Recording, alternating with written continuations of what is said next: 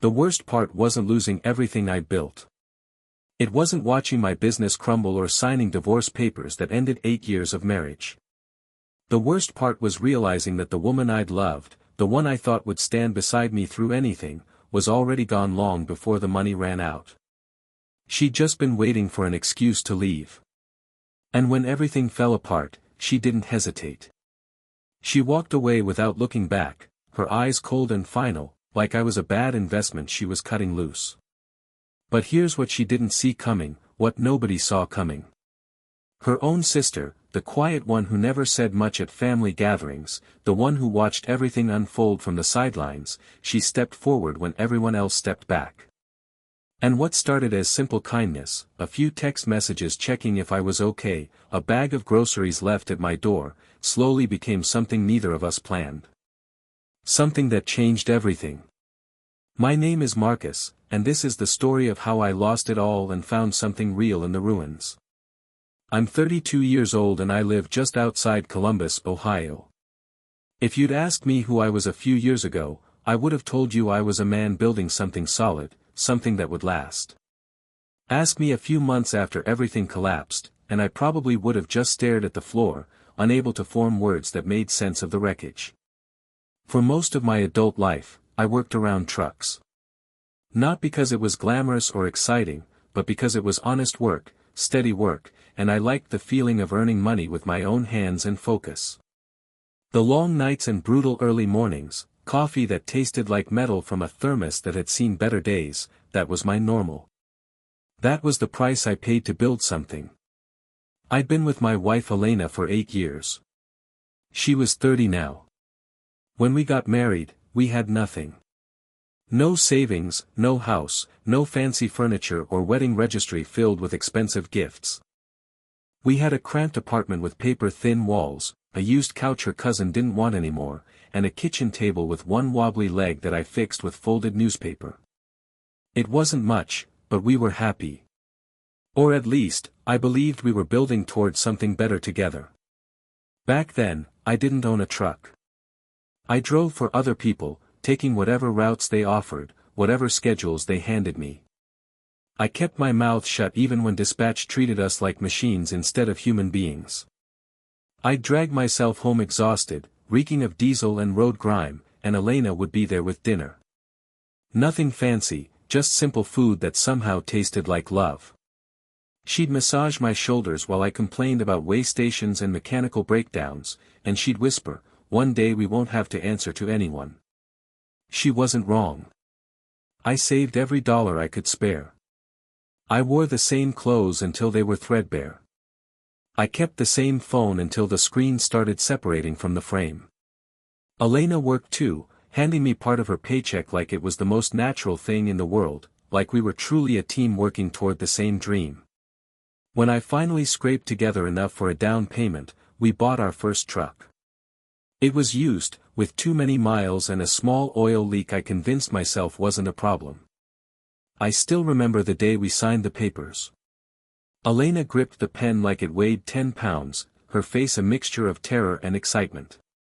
When we walked out of that office, she squeezed my arm hard and breathed, "This is ours." That first year nearly destroyed me. It wasn't just the driving. It was the endless repairs, the insurance premiums, the permits, the suffocating paperwork, chasing down invoices, dealing with brokers who smiled on the phone and vanished when it was time to pay.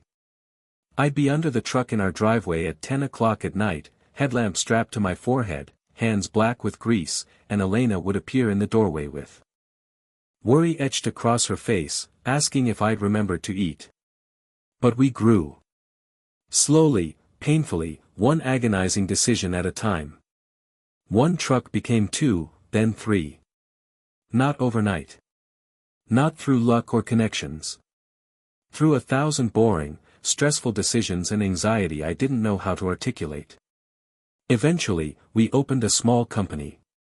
Nothing massive, just enough to make me feel proud when I saw our name painted on the side of a trailer. Enough that Elena could breathe a little easier.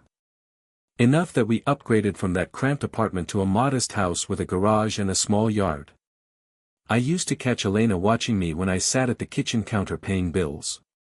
She'd look at me like she was seeing our entire timeline at once, the broke newlyweds and the couple who'd finally made it. We started talking seriously about having a baby. Not in a casual, someday kind of way. Real conversations. We'd sit on the couch at night scrolling through listings for cribs, pretending we were just browsing. Elena would say things like, "Once everything settles down a bit," and I'd nod because I always believed that settling down was just around the corner, just one more good quarter away. We told ourselves the same lie over and over. One more year of stability. One more cushion in savings. One more truck paid off. Then we'd do it. Then we'd start our family. Then the world reminded me exactly how fragile stability really is. It didn't happen with a single catastrophic explosion. It was more like a chain reaction of bad days that refused to stop. A major contract became uncertain. A broker delayed payments without explanation. Fuel costs spiked at the worst possible time. One of our trucks suffered a transmission failure that hit like a physical blow to the chest. Then another expense materialized. Then another. The kind of problems that seem manageable in isolation until you realize they're all converging at once, a perfect storm of financial destruction. I started doing math constantly in my head. Obsessively. I'd be driving and calculating, moving numbers around like puzzle pieces. If I transfer money from this account to that one, if I delay this repair, if I beg for an extension, if I take this load even though the rate is insulting, maybe I can keep everything from collapsing. Maybe I can hold it together just a little bit longer. I wasn't sleeping anymore. I was snapping at small things, my temper fraying at the edges. Elena asked me one night if everything was okay, her voice soft with concern, and I gave her the same hollow answer I always gave. Yeah, just tired. I wanted to fix everything without scaring her. I wanted to be the man who handled problems silently, not the one who brought them home and laid them at her feet. But there came a night when the numbers stopped cooperating, when reality refused to be denied any longer. I sat at the kitchen table with my laptop open, staring at the bank account like it was written in a foreign language I'd never learned. I refreshed the screen 3 times, as if the numbers might change out of pity or mercy. I had a list of obligations stretching down the page. Insurance, payments, repairs, payroll. And the money coming in didn't come close to covering what was already due. My chest tightened. My hands trembled, and I hated myself for that weakness. I hated that I wasn't calm. I hated that my business, the thing I'd sacrificed years of my life to build, was slipping through my fingers like water. Elena emerged from the living room and sat across from me. She saw my face and didn't ask what was wrong at first. She just said quietly, "Marcus, tell me." I tried to speak normally. I really tried. My voice came out rough and strained. "We're in trouble." Then I explained. Not every painful detail, but enough. The contract issues, the mechanical failures, the cash flow problems, the fact that we were essentially out of time and options. I forced the words out. "I think we're going to lose everything." For a second, she just stared at me like the words hadn't registered. Then her expression transformed. Not into fear or sadness. Into fury. "What do you mean lose everything?" Her voice rose sharply. "How does that even happen? We had it, Marcus. We were finally okay. We were finally safe." I tried to explain that I hadn't chosen this. That I was doing everything humanly possible. That this industry could turn on you with brutal speed. But she cut me off. "No." She snapped the word like a whip. "No, Marcus. This is on you. You're the one who handles the business. You're the one who kept saying you had everything under control." My throat tightened painfully. "Elena, I didn't hide this because I wanted to. I was trying to fix it before it got worse." She stood so abruptly her chair scraped harshly against the floor. "So you just let us get blindsided? You let me plan our future, plan for a baby, while you were what? Hoping it would magically work out. I said her name again, softer this time, like gentleness might calm the storm. It didn't. She started pacing, her movements sharp and agitated. She said things I didn't recognize, words that sounded foreign coming from her mouth. Failure. Wasted years. She said she wasn't going back to being broke. She said she refused to start over because of my mistakes, my incompetence. And then she said something that landed heavier than all the rest combined. I can't live like this, she said, her voice shaking with rage and disgust intertwined. I'm not doing it. I'm done. I'm filing for divorce, Marcus. And I'm taking my share. I'm not leaving with nothing because you couldn't keep it together. I just sat there. The laptop screen still glowing. My hands still flat on the table like they belonged to someone else's body.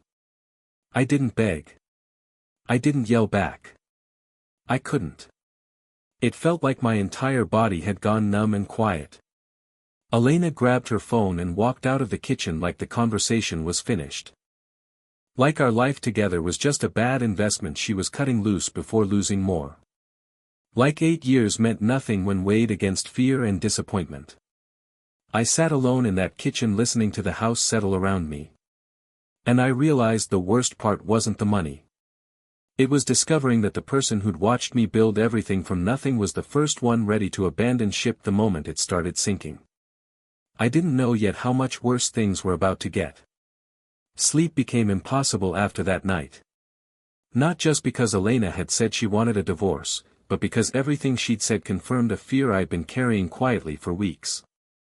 The life I thought was solid had actually been standing on thin ice all along, and now the ice was cracking beneath my feet. The days that followed felt surreal, like I was moving through water. I still woke up early out of deeply ingrained habit. Still checked emails, still answered calls, but every action felt delayed, like my body was moving half a second behind my thoughts.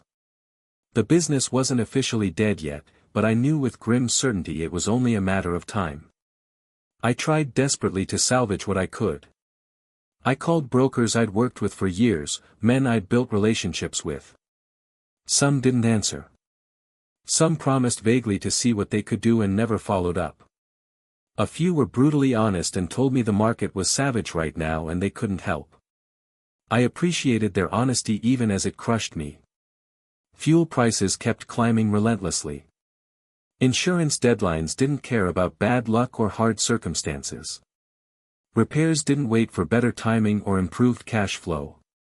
One afternoon I stood in the garage staring at one of the trucks, hood open, tools scattered around like props in a play that had already closed.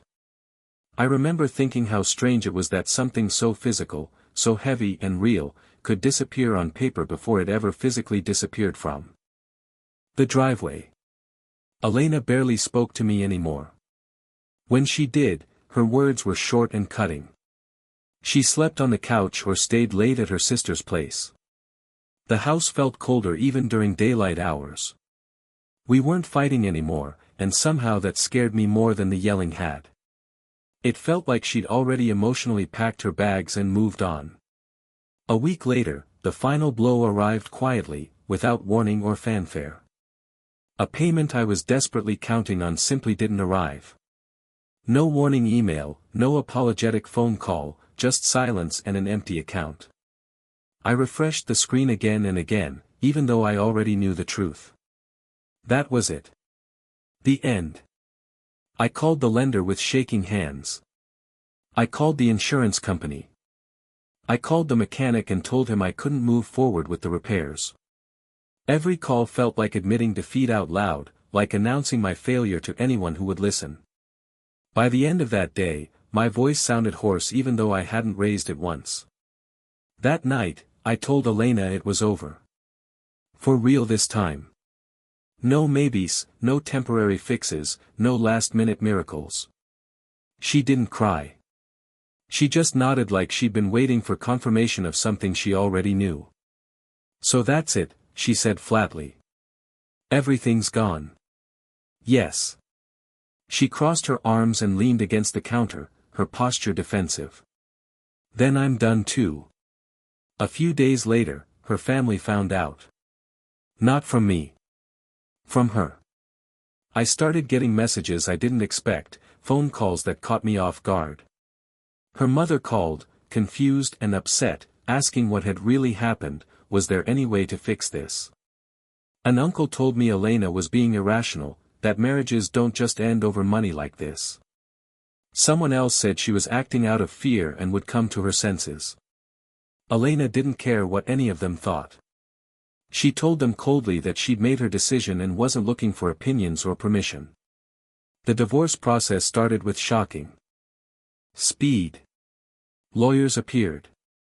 Documents multiplied. Numbers on paper that used to represent shared dreams were now reduced to percentages and divisions. Every signature felt like erasing a year of my life. 8 years together boiled down to legal forms and neutral, bloodless language. I moved into a small temporary place near the edge of town. Nothing dramatic or symbolic, just a clean, quiet space where nobody asked questions or looked at me with pity. At night I lay on the mattress staring at the ceiling, replaying every decision I'd made over the last decade. Wondering which specific choice had tipped the scale. Wondering if I should have quit earlier or pushed harder or talked sooner or been smarter or stronger or better. That month broke me in ways I didn't fully understand at the time. I wasn't just grieving the loss of my business. I was grieving the version of myself who believed loyalty was automatic, who thought that if you built something together with someone, it couldn't be abandoned overnight when things got hard. One evening I was sitting in my car outside a grocery store, unable to bring myself to go inside and buy food I had no appetite for, when my phone buzzed. I expected another legal update or a message from Elena's lawyer about documents that needed signing. Instead, it was Natalie. Elena's younger sister. We weren't close before everything fell apart. Friendly, yes. Polite at family gatherings. But nothing beyond surface-level conversations and occasional small talk. I stared at her name on the screen for a long moment before answering, wondering what she wanted, bracing myself for judgment or awkward sympathy. She didn't start with advice. She didn't ask invasive questions or try to get the full story. She just said simply, "Hey, I heard things are really bad right now. I just wanted to check if you're okay." I didn't know how to answer that question honestly. So I told the truth as simply as I could. "I don't know." "That makes sense," she said quietly. No judgment in her voice. No taking sides. Just acceptance of where I was. That was it. The whole conversation lasted maybe 2 minutes. Over the next weeks, she checked in occasionally. Short messages, nothing overwhelming or intrusive. Sometimes just, "Did you eat today?" or "How are you holding up?" Simple questions that acknowledged I was going through something difficult without demanding explanations. It wasn't dramatic. It wasn't emotional or intense. It was just steady. While everything else in my life was falling apart loudly, violently, her support came quietly. Consistently.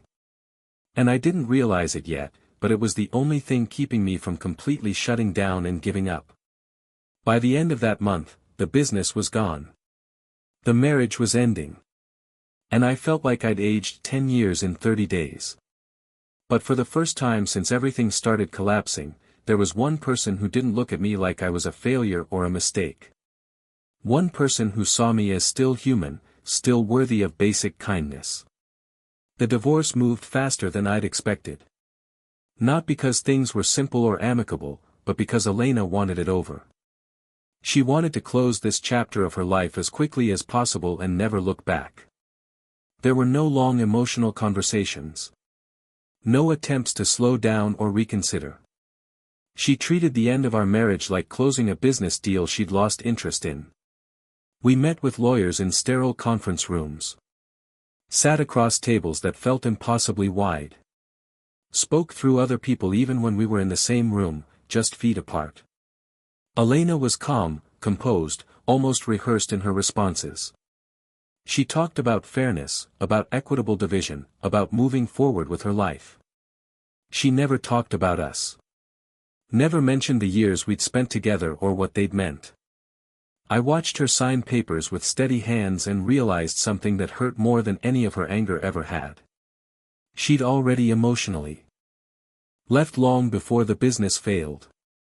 The collapse had just given her permission to say it out loud, to make official what she'd already decided in her heart. When the paperwork was in progress, moving through the legal system, I felt stripped down to nothing.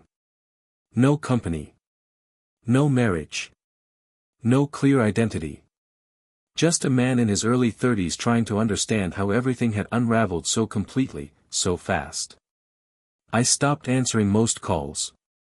I kept conversations short and surface level.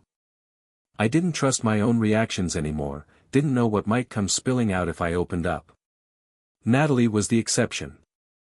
She didn't suddenly insert herself into my daily life or try to become my therapist. She just stayed consistent. If I didn't reply to a message, she'd send another one a day or two later. Not demanding a response, not guilt-tripping me. Just a quiet reminder that someone noticed I existed, that I mattered. Once she brought over groceries without asking first. She appeared at the door of my temporary place holding 2 bags, standing there somewhat awkwardly. "I figured you might not feel like shopping," she said simply. She didn't push her way in. She waited to see if I'd invite her. When I did step aside and gesture her in, she looked around without judgment. No pity in her eyes, no visible shock at how bare and depressing the place was. Just quiet curiosity, like this was simply where life had placed me for now. We talked that night. Not about Elena. Not about the divorce details or who was getting what. She asked me about trucking, about how I'd gotten started, about what I'd actually liked about the work before everything became solely about survival. It felt strange answering questions without having to defend myself or explain my failures. She listened carefully. Not the performative listening people do while waiting for their turn to speak. Real listening, the kind that makes you slow down and choose your words more honestly. I asked her once, my voice hesitant, why she was being so kind when her own sister clearly wanted nothing to do with me anymore. She shrugged, meeting my eyes directly. "I don't think what happened defines who you are. And I don't think walking away when things get hard makes someone strong." She never spoke badly about Elena. Not once, even when it might have been understandable. That mattered to me more than she probably knew. The divorce finalized on a gray Thursday afternoon in late autumn. No dramatic moment in a courtroom. Just an email notification and a brief phone call from my lawyer confirming everything was official. 8 years reduced to a completed legal process. That night I sat alone in my sparsely furnished place, staring at the confirmation email on my phone.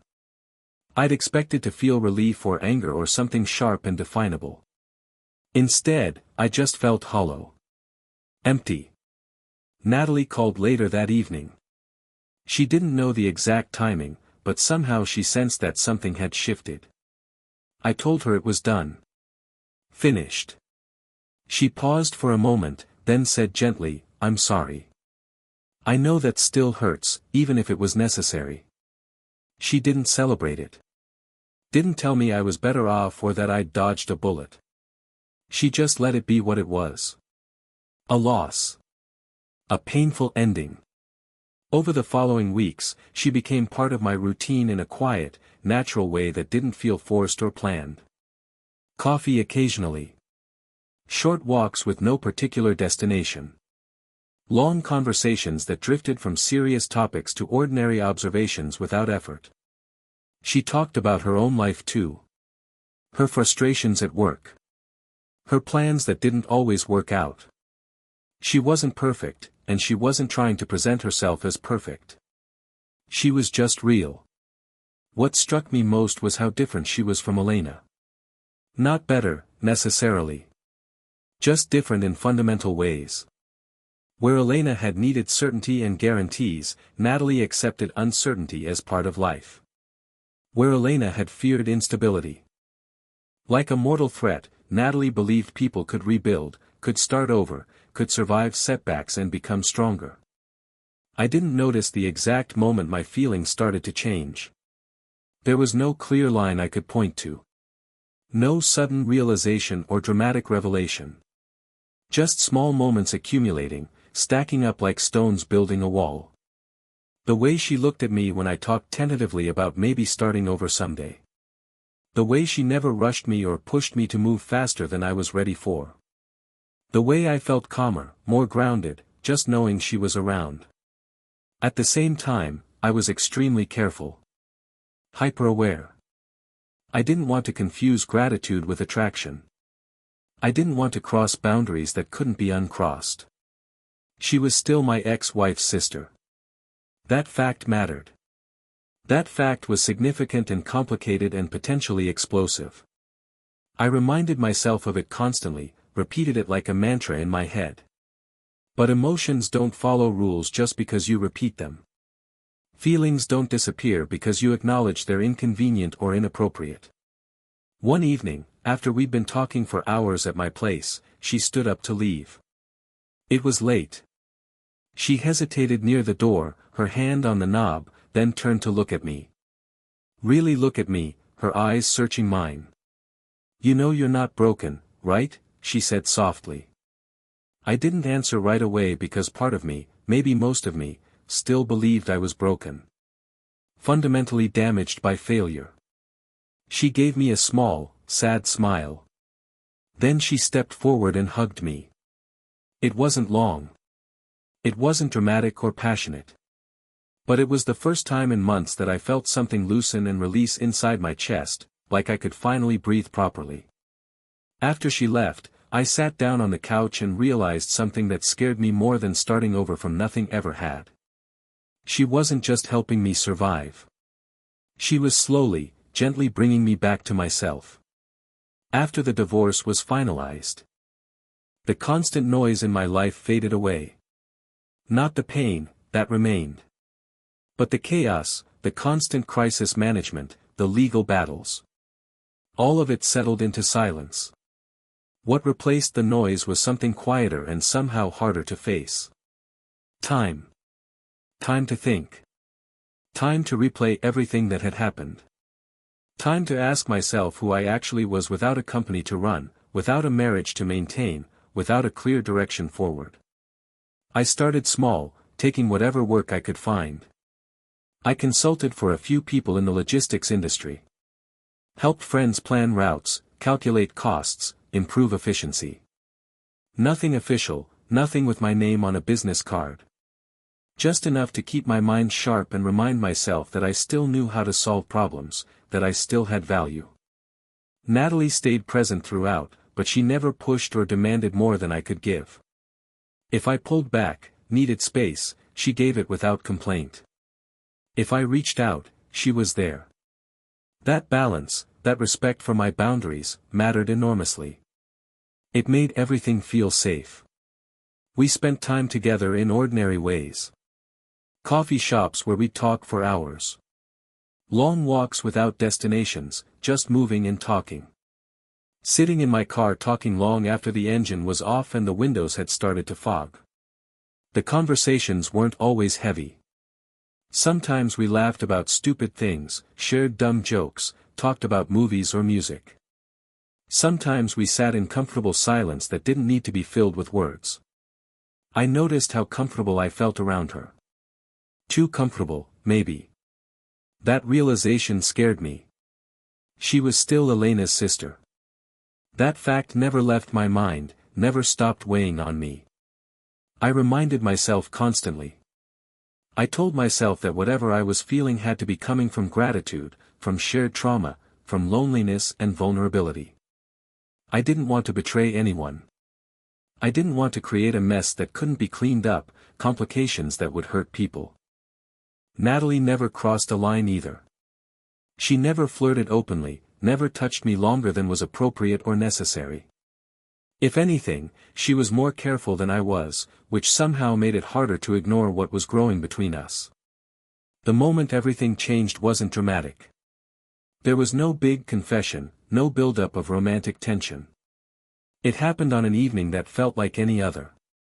We were sitting on the hood of my car, parked near a quiet overlook outside town where you could see lights scattered across the valley below. The air was cool and crisp, the kind that makes you pull your jacket tighter without consciously thinking about it. We'd been talking about the future. Not specific plans, just ideas. What we'd do differently if we could start our lives over. What we'd learn the hard way. What we'd keep and what we'd throw away. She said something about how people confuse stability with love. How sometimes they only feel safe when things are predictable, when there's no risk, not when things are real and messy and uncertain. I looked at her as she spoke and realized I wasn't really listening to her words anymore. I was noticing the way her voice softened when she talked about things that truly mattered to her. The way she looked at me without expectation or judgment, just acceptance. There was a pause. A long one. The kind where the air feels thick and charged. I could have let it pass. I should have let it pass, played it safe, kept things in the comfortable zone we'd established. Instead, I leaned toward her. It wasn't aggressive or desperate. It was slow, almost hesitant, like I was giving her time to stop me, to pull away, to laugh it off as a misunderstanding. When our lips met, it felt quiet. Not electric, not explosive like in movies. Just clear. Honest. Right. She didn't pull away. She kissed me back like she'd been waiting for permission she never wanted to ask for. We broke apart almost immediately. Not because it was wrong, but because we both understood exactly what it meant. What we just crossed. I didn't plan that, I said, my voice rough. She nodded, her eyes searching mine. Me neither. We didn't pretend it hadn't happened or try to laugh it off. We talked right there, sitting on that car hood under the stars, about boundaries and consequences. About Elena. About how complicated this was, how much it could hurt people if we weren't careful. Natalie was painfully honest. She said she'd felt something growing between us for weeks, but she hadn't wanted to confuse me or take advantage while I was rebuilding my life from rubble. I told her the truth. That somewhere along the way, my feelings had shifted from simple appreciation to something much deeper. And that scared me more than losing all my money ever had, because this felt more real, more important, more fragile. We agreed not to rush anything. Not to hide what was developing, but not to announce it either. To move carefully, respectfully, aware of how sensitive the situation was. What surprised me was how natural everything felt after that conversation. Not awkward or tense. Just honest and clear. Over the next months, what we had didn't explode into anything dramatic or all-consuming. It grew quietly, steadily, built on countless conversations, deepening trust, and shared understanding of what it meant to lose things and keep going anyway. There were no grand promises or declarations. No big romantic gestures. Just consistency. Just showing up. Natalie didn't try to fix me like I was a broken thing that needed repair. She didn't try to turn my failure into some inspiring story about resilience or character building. She just let me rebuild at my own pace, in my own way. And somehow, being with her made that pace steadier. More sustainable. I started sketching out business ideas again. Real ones this time, thought through more carefully. Smarter than before. Less risk, more structure, built on what I'd learned from catastrophic failure. Natalie listened to everything. Asked good questions. Challenged my assumptions without being critical.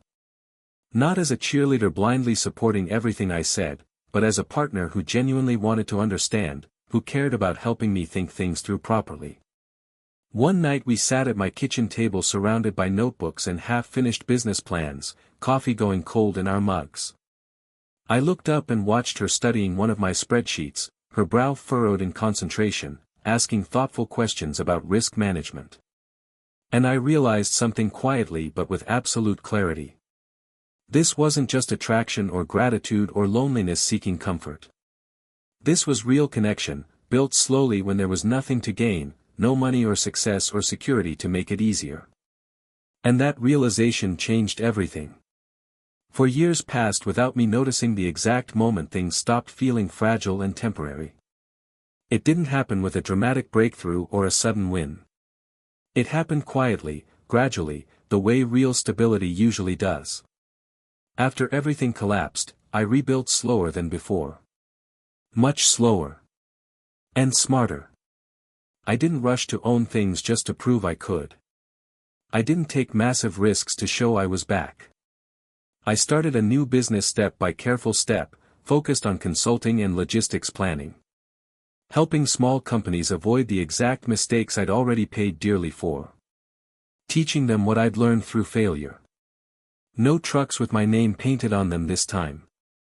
No massive loans hanging over my head. Just systems, solid structure, and hard-earned experience. It worked. Not overnight, but consistently. The income stabilized, then grew steadily. Clients came back. Then they recommended me to others. Within 2 years, the business was stronger than my old trucking company had ever been. Not because it was bigger or flashier, but because it was sustainable. Built on a foundation that could weather storms. Natalie was there the entire time. Not standing behind me in support. Not pushing from the side. Just walking next to me, a partner in the truest sense. She saw me when I doubted myself again, when old fears resurfaced. When I hesitated before making decisions, when I chose caution over ego, when I second-guessed myself. She respected that version of me, the careful one scarred by failure. Maybe even more than she would have respected the ambitious, reckless version I used to be. Our relationship never needed a dramatic announcement or public declaration. It became real through routines and choices. Shared mornings over coffee. Late dinners where we talked about everything and nothing. Arguments that ended in deeper understanding, not distance or resentment. We moved in together when it made practical sense, not because it felt symbolic or like the next required step. Elena stayed completely out of our lives. The divorce had closed that chapter cleanly, finally. There were no confrontations, no angry scenes, no attempts at revenge or sabotage. Just separate paths diverging. I heard through mutual acquaintances that she'd moved to another city, still chasing security and stability in her own way. I wished her well, genuinely, without bitterness. She'd made her choice. I'd made mine. We'd both moved on. What Natalie and I had wasn't built on momentum or excitement or the rush of new romance. It was built on deliberate choice, day after day. On deciding to stay even when it would be easier to leave. There were moments when money got tight again. Not catastrophically, not like before. But uncomfortable. The kind of moments that once would have triggered full panic. Natalie noticed, of course. She always did, attuned to subtle shifts in my mood and energy. But she never changed. Never withdrew emotionally. Never treated uncertainty like a threat to our relationship or a sign that she should prepare an exit strategy. That's when I knew with absolute certainty. Not when the business succeeded or the numbers looked impressive again. But when things felt uncertain and she stayed exactly the same. Steady. Present. Committed. One evening we were sitting on the porch of the house we'd bought together, watching the light slowly fade from the sky. The kind of quiet moment that would have terrified the old me, because there was nothing to distract from difficult thoughts. Natalie leaned her head on my shoulder and said softly, even if everything disappeared tomorrow, we'd still be okay. She wasn't trying to reassure me or manage my anxiety. She was stating what she believed to be simple fact. And I believed her. Without needing proof or guarantees. I'm not naive anymore. I know businesses can fail. Markets shift. People lose things through no fault of their own. Life doesn't care about your plans or how hard you've worked. But I also know the difference now between someone who loves your potential, your success, your stability, and someone who loves your actual reality. Who loves you, the person, separate from what you can provide or achieve. Losing my business felt like the end of my life back then. The worst thing that could possibly happen. Losing my marriage felt like proof that I fundamentally wasn't enough, that I'd failed as a man and a partner. Now I see it all differently. What I lost removed the people who were only walking beside me because the road was smooth and easy. What remained was the person who stayed when there was no road at all, just rough terrain and uncertainty. Natalie loves me without conditions or qualifications. Not because of what I build or achieve, but because of who I am when there's nothing impressive left to build with. When I'm just a man trying to do better, learn from mistakes, move forward one day at a time. That kind of love doesn't disappear when money does. It doesn't evaporate when success fades. It doesn't require perfect circumstances to exist. If everything fell apart again tomorrow, if I lost the business I've rebuilt, I know with certainty that Natalie wouldn't leave. Not because she's promised it in words, though she has. But because I've already seen exactly who she is when things are genuinely hard. When there's no benefit to staying except that she chooses to. That's how this story ends. Not with a perfect life wrapped in a bow. Not with guarantees that nothing bad will ever happen again. But with certainty about what matters most. I have a partner who sees me clearly, all of me, and chooses to stay anyway. Who proves through actions, not just words, that love can exist and even thrive without money, without success, without security. And that knowledge, that bone-deep certainty, is worth more than anything I lost.